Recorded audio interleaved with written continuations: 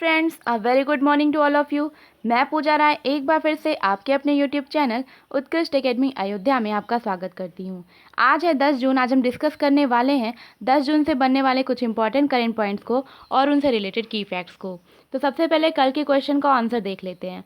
कल मैंने आपसे ये क्वेश्चन किया था कि 9 जून को अमर शहीद बिरसा मुंडा की पुण्यतिथि मनाई जाती है, वे कौन थे?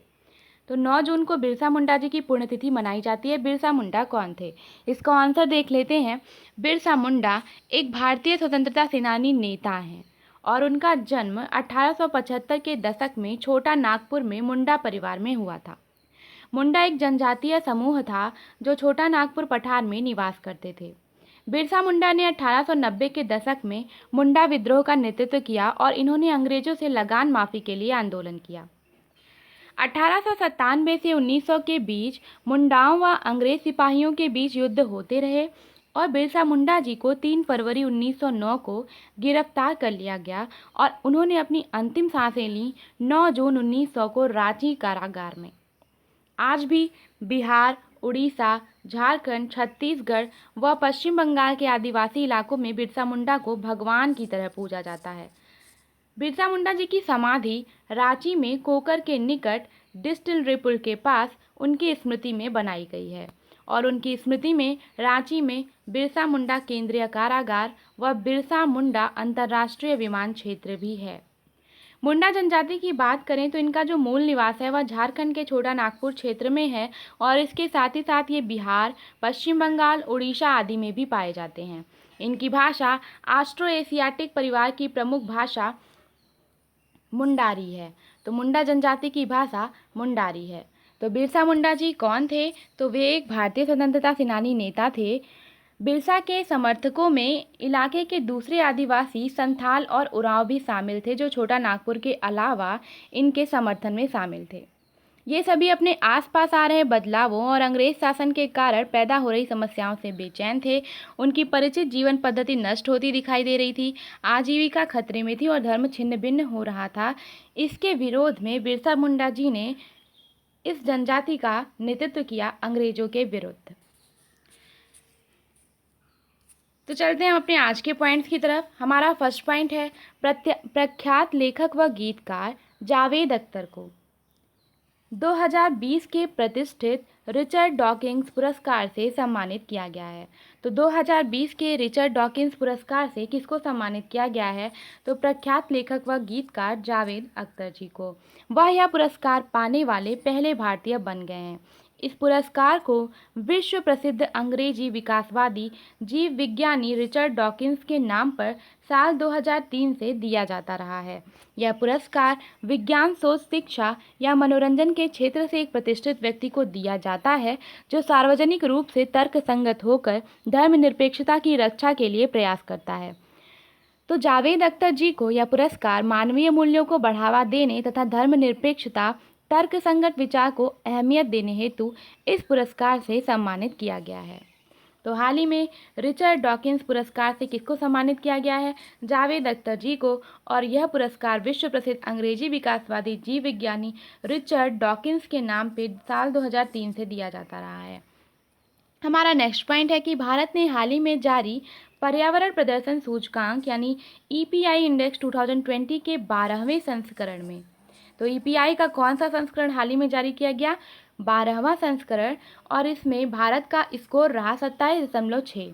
27.6 स्कोर के साथ भारत ने रैंक हासिल की है 168वीं। तो EPI 2020 के 12वें संस्करण में भारत ने कौन सी रैंक हासिल की है? 168वीं।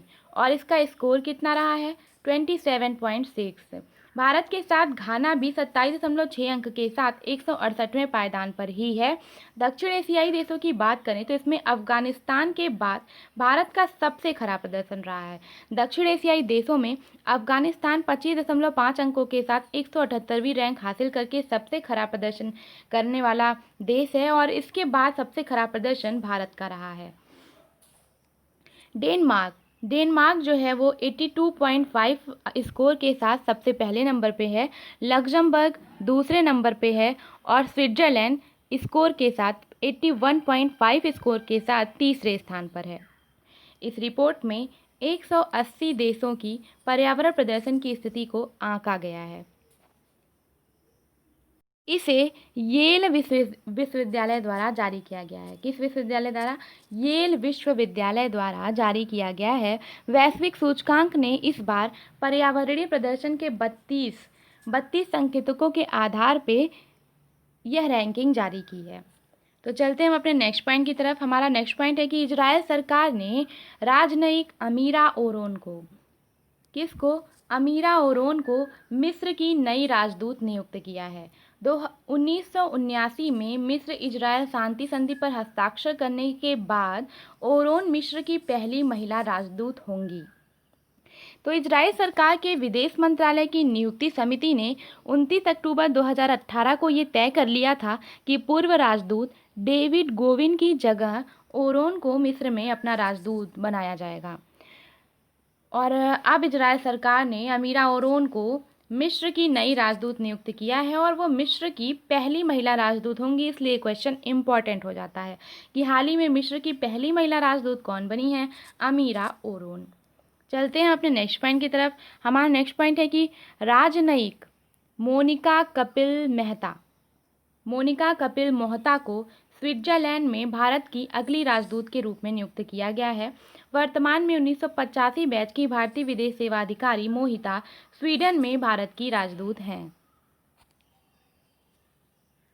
तो इनको स्विट्जरलैंड में भारत का राजदूत नियुक्त किया गया है। स्विट्जरलैंड में किसको? मोनिका कपिल मोहता को।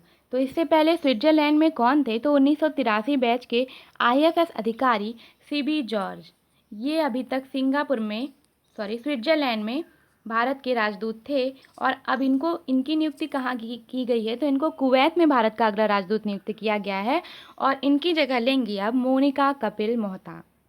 और मोनिका कपिल मोहता इससे पहले स्वीडन में भारत की राजदूत रही हैं और वर्तमान में भी हैं। तो इनकी नियुक्ति हो गई है स्विट्जरलैंड में।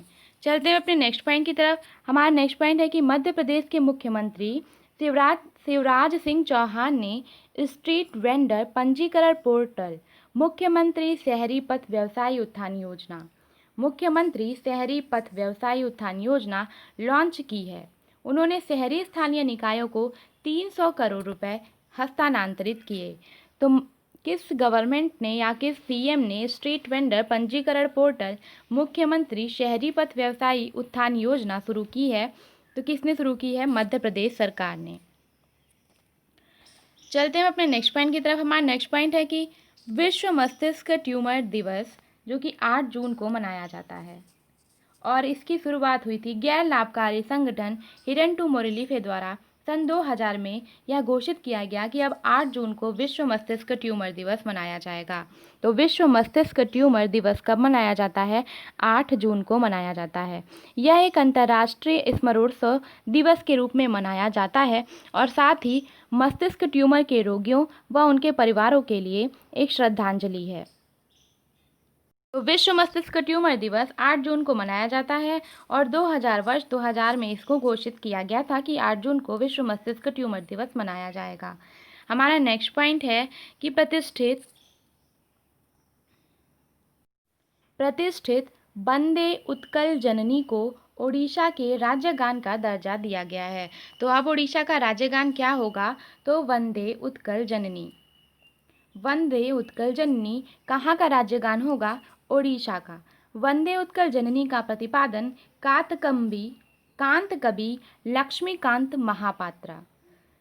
कवि लक्ष्मीकांता महापात्रा द्वारा इसका प्रतिपादन किया गया है। वीडियो कॉन्फ्रेंसिंग के जरिए हुई कैबिनेट की बैठक में यह निर्णय लिया गया जिसकी अध्यक्षता मुख्यमंत्री नवीन पटनायक ने की है। तो ओडिशा के राज्यगान का दर्जा किसे दिया गया है? वंदे उत्कल जननी को। प्रतिपादन किसके द्वारा किया गया है? कांत कवि लक्ष्मीकांता महापात्र द्वारा। हमारा नेक्स्ट पॉइंट है चालू वित्त वर्ष 2020 से 21 में महात्मा गांधी राष्ट्रीय ग्रामीण रोजगार गारंटी योजना यानी मनरेगा के तहत अब तक सबसे ज़्यादा निधि का प्रावधान किया गया है। तो यह है 1,01,500 करोड़ रुपए का प्रावधान किया गया है और यह इस कार्यक्रम के तहत निधियों का उच्चतम प्रावधान है। तो चालू वित्त वर्ष 2020 से 21 में मनरेगा के तहत 1,01,500 करोड़ रुपए का प्रावधान किया गया है, जो कि इस कार्यक्रम के तहत निधियों का सबसे उच्चतम प्रावधान है। हमारा नेक्स्ट पॉइंट है कि सीबीआईसी यानी केंद्रीय अप्रत्यक्ष कर व सीमा शुल्क बोर्ड ने बेंगलुरु व चेन्नई में अपने प्रमुख कार्यक्रम को लॉन्च किया, जिसका नाम है तुरंत कस्टमर्स। तो यह कार्यक्रम किसने लॉन्च किया है? सीबीआईसी यानी केंद्रीय अप्रत्यक्ष कर व सीमा शुल्क बोर्ड ने। यह आयातित वस्तुओं की तेजी से सीमा शुल्क निकासी के लिए प्रौद्योगिकी का लाभ उठाने के लिए एक विशाल छलांग है। तो सीबीआईसी ने हाल ही में कौन से प्रोग्राम को लॉन्च किया है? तुरंत कस्टम्स प्रोग्राम को लॉन्च किया है। के तहत आयातकों को अब आयात के बंदरगाह के बाहर स्थित सीमा शुल्क अधिकारियों द्वारा दूरस्थ रूप से मूल्यांकन किए जाने के बाद सीमा शुल्क से अपना माल प्राप्त करना होगा। हमारा नेक्स्ट पॉइंट है कि हैदराबाद सिटी पुलिस के सहयोग से हैदराबाद सिक्योरिटी काउंसिल ने एक कार्यक्रम शुरू किया, जिसका नाम है स्त्री। तो स्त्री नामक कार्यक्रम किसने शुरू किया है? हैदराबाद सिक्योरिटी काउंसिल ने। किसके सहयोग से? हैदराबाद सिटी पुलिस के सहयोग से। इसकी जो फुल फॉर्म है या इसका जो नाम है वो है she tramps through respect, equality and empowerment. She tramps through respect, equality and empowerment. इसके उद्देश्य को यह प्रोग्राम दर्शाता है और यह महिलाओं के बीच उनके अधिकारों, हकों, कानूनों व उपलब्ध सहायता प्रणालियों के बारे में जागरूकता पैदा करेगा। यह घरेलू हिंसा व दुर्व्यवहार से गुजर रही महिलाओं का समर्थन व सशक्तिकरण करेगा। हमारा नेक्स्ट पॉइंट है, तो स्त्री नामक कार्यक्रम किसने शुरू किया है? हैदराबाद सिक्योरिटी काउंसिल ने। हमारा नेक्स्ट पॉइंट है कि 8 जून 2020 को चमोली जिले में गैरसैंण को उत्तराखंड की ग्रीष्मकालीन राजधानी घोषित किया गया। तो उत्तराखंड की राजधानी देहरादून है और इसकी ग्रीष्मकालीन राजधानी किसे घोषित किया गया? गैरसैंण। कहाँ है ये? चमोली जिले में। 4 मार्च 2020 को राज्य विधानसभा के बजट सत्र के दौरान यह घोषणा की गई थी कि अब उत्तराखंड की ग्रीष्मकालीन राजधानी गैरसैंण होगी और अब इसको पूर्णतः घोषित कर दिया गया 8 जून 2020 को कि गैरसैंण उत्तराखंड की ग्रीष्मकालीन राजधानी होगी। राज्यपाल बेबी रानी मौर्य द्वारा इस कदम के लिए सहमति देने के बाद मुख्य सचिव उत्पल कुमार सिंह ने इस संबंध में एक अधिसूचना जारी की। तो हमारा नेक्स्ट पॉइंट है कि टेक्नोसॉफ्ट ने सीन नारायणन को सीईओ के रूप में नियुक्त करने की घोषणा की है। तो टेक्नोसॉफ्ट के नए सीईओ कौन होने वाले हैं? सीन नारायणन। अटोस जहां वे 4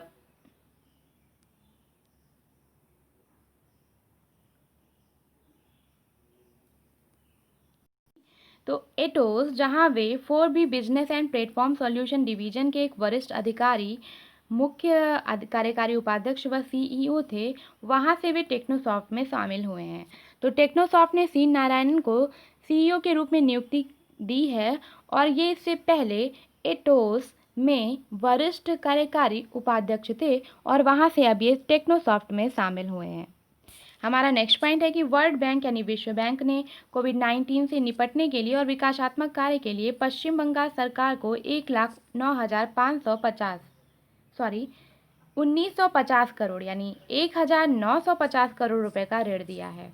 तो वर्ल्ड बैंक ने कोविड-19 से निपटने के लिए और विकासात्मक कार्य के लिए पश्चिम बंगाल सरकार को कितने रुपए का ऋण दिया है? तो 1950 करोड़ रुपए।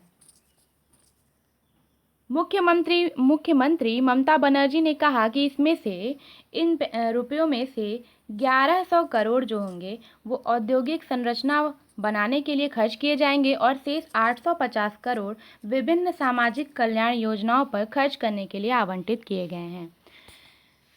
तो हाल ही में वर्ल्ड बैंक ने कोविड-19 से निपटने के लिए और विकासात्मक कार्य के लिए पश्चिम बंगाल गवर्नमेंट को 1950 करोड़ रुपए का ऋण दिया है। तो ये थे आज के हमारे कुछ इंपॉर्टेंट करेंट पॉइंट्स और उनसे रिलेटेड की फैक्ट्स। आज का हमारा क्वेश्चन ऑफ द डे है कि किस राज्य सरकार ने राज कौशल पोर्टल का शुभारंभ किया है? किस स्टेट गवर्नमेंट ने राज कौशल पोर्टल का शुभारंभ किया है? इसका आंसर आपको कमेंट बॉक्स में कमेंट करके बताना है। आज के लिए बस इतना ही। कल मिलेंगे कुछ नए करेंट पॉइंट्स के साथ। तब तक के लिए have a nice day. Bye bye.